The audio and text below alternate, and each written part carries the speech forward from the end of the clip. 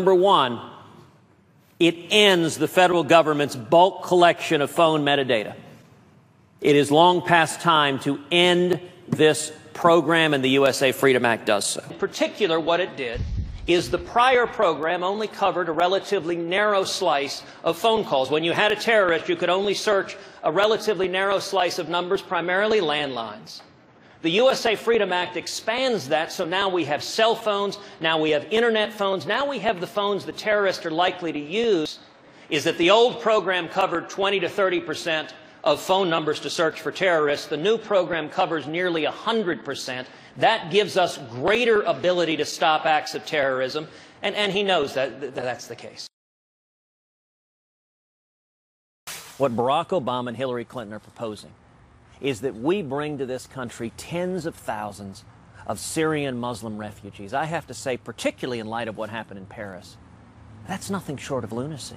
What would have happened if your father was trying to get from Cuba to the United States and the political leaders here said, nope, we don't think so, because who knows, maybe you could be somebody who could, commit crimes against America? The refugee crisis in Syria is a humanitarian disaster. And I want to thank the chairman for convening this hearing and for helping shine the light on what is happening. I'm the son of a refugee from Cuba who fled oppression, and to the refugees who've come here today, let me say welcome. And I think the United States should always be a clarion voice for freedom. Look, we certainly don't have a dog in the fight. Right. Civil war between Sunnis and Shiites in the Middle East. Which has been going on for centuries. It's nothing new. Right. We're not going to resolve the tensions over there, and the last thing we ought to be doing is sending our sons and daughters into harm's way to get in the middle of this sectarian civil war. We should be focused on defending the United States of America. That's why young men and women sign up to join the military, not to as you note, serve as Al-Qaeda's Air Force. You have said you would, quote, carpet bomb ISIS into oblivion, testing whether, quote, sand can glow in the dark. Does that mean leveling the ISIS capital of Raqqa in Syria, where there are hundreds of thousands of civilians? What it means is using overwhelming air power to utterly and completely destroy ISIS. I don't believe the answer is sending boots on the ground to Syria. I think President Obama and I think far too many Republicans are eager to get us in the middle of an internecine civil war. You also said you will not put ground troops in Syria to fight ISIS. Well, actually, that's not what I said. Why not? What I said is we need to do whatever is necessary to defeat ISIS, and that's what I've said from the very beginning. I don't believe the answer is sending boots on the ground to Syria. I strongly oppose the TSA's policy of groping innocent civilians. I have spoken out on this for many, many months. In the Texas legislature, there was a strong bill to ban TSA groping.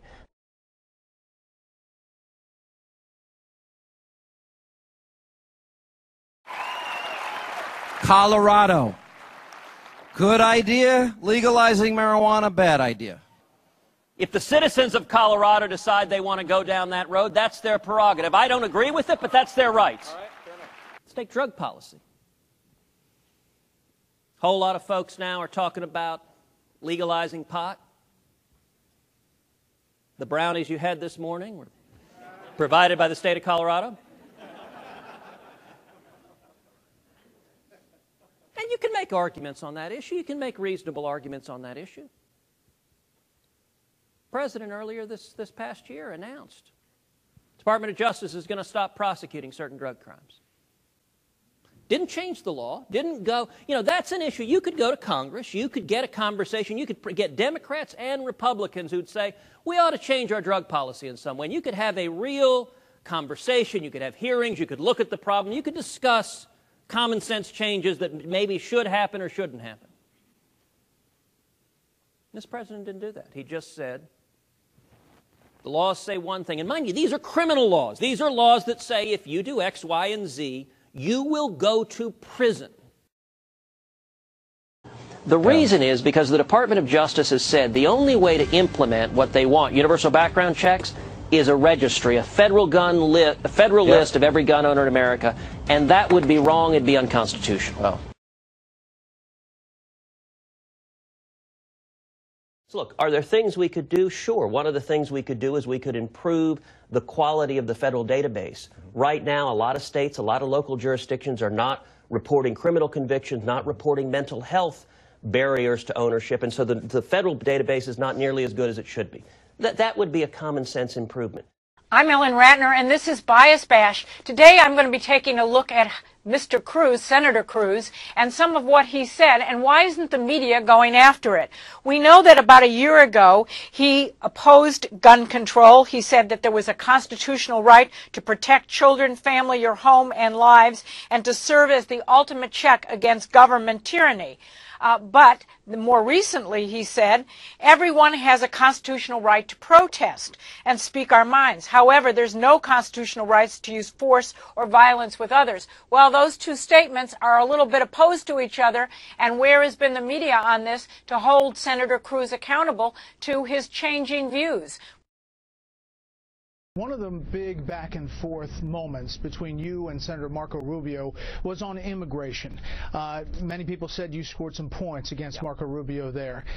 You also said, though, and it has been checked today at the debate, that you denied that you've ever supported legal status for undocumented immigrants. You said, quote, "I've never supported legalization. I do not intend to support it." But back in 2013, you did support an amendment. And back when you were making the case, this is what you said. I don't want immigration reform to fail. I want immigration reform to pass. And so I would urge people of good faith on both sides of the aisle, if the objective is to pass common sense immigration reform that secures the borders, that improves legal immigration, and that allows those who are here illegally to come in out of the shadows, then we should look for areas of bipartisan agreement and compromise to come together. Now, that amendment would have allowed undocumented immigrants to remain in the U.S. permanently and obtain legal status. So how do you square that circle? Actually, Brett, it wouldn't have. What was happening there is that was the battle over the Gang of Eight, the Rubio-Schumer amnesty bill, which was a massive amnesty bill proposed by Senator Rubio, by Chuck Schumer, and Barack Obama. And I was leading the fight against amnesty. I was standing shoulder to shoulder with Jeff Sessions. I was standing shoulder to shoulder with Steve King, leading the fight to secure the borders. And what I did, that particular amendment, was an amendment I introduced to remove citizenship, to say those who are here illegally shall be permanently ineligible for citizenship. Now, the fact that I introduced an amendment to remove part of the Gang of Eight bill doesn't mean I support the rest of the Gang of Eight bill. The Gang of Eight bill was a mess. It was a terrible bill. Well, wait a second, and what Senator, the Rubio campaign is trying to claim is, well, gosh, that is not what you said at the time. And Yahoo dug up these quotes from back then. You said, if this amendment were to pass, the chances of this bill passing into law would increase dramatically. A few weeks later, during a debate on the Senate floor, Cruz repeated his belief that this amendment is the compromise that can pass. And you repeated later in Princeton that if my amendment were adopted, this bill would pass. It sounded like you wanted the bill to pass. Of course I wanted the bill to pass, my amendment to pass. What my amendment did is take citizenship off the table, but it doesn't mean it doesn't mean that I supported the other aspects of the bill, which was a terrible. And Brett, you've been around Washington long enough. You know how to defeat bad legislation, which is what that amendment did, is it revealed the hypocrisy of Chuck Schumer and the Senate Democrats and the establishment Republicans who were supporting them, because they all voted against it. And listen, I'll give you the simplest proof why this notion that my fighting amnesty somehow made me a supporter of amnesty. Jeff Sessions voted with me on my amendment to eliminate citizenship. Now, is anyone remotely suggesting that Jeff Sessions supports amnesty? Of course not. Of course not. We were fighting side by side to defeat Marco Rubio's amnesty, and we succeeded. We defeated it. The problem, though, is that at the time, you were telling people like Byron York with the Washington Examiner that this was not a poison pill. You told them my objective was not to kill immigration reform. You said you wanted it to pass at the time. So my question to you is, looking back at what you said then and what you're saying now, which one should people believe? What the amendments I introduced, and I introduced 5 amendments, a whole series of amendments. What they did is they illustrated the hypocrisy of the Democrats. They showed that it was a partisan effort, and they succeeded in defeating the Rubio-Schumer amnesty bill. I will immediately suspend the H-1B program for 180 days to conduct an intensive investigation and audit into each of the companies receiving these visas, to disqualify any company that has abused it, and to prosecute any company that has violated the law. Secondly, I believe we should expand legal immigration, reduce the barriers, reduce the waiting periods, and I've introduced 2 amendments to significantly expand legal immigration, to double the caps on legal immigration from 675,000 to 1.3 million, and to increase temporary high-skilled workers by 500%. The 14th Amendment was brought up in here to every candidate, and not one of them responded actually to it. There's people that want, and in fact, it's on our Republican Party platform, that they want us to look at and reassess whether or not we should allow birthright citizenship. Give me your thoughts on that. Look, I have spent my professional career defending the Constitution. I served 5.5 years as the Solicitor General of Texas, the chief lawyer for the state of Texas in front of the U.S. Supreme Court, and I've repeatedly defended the Constitution.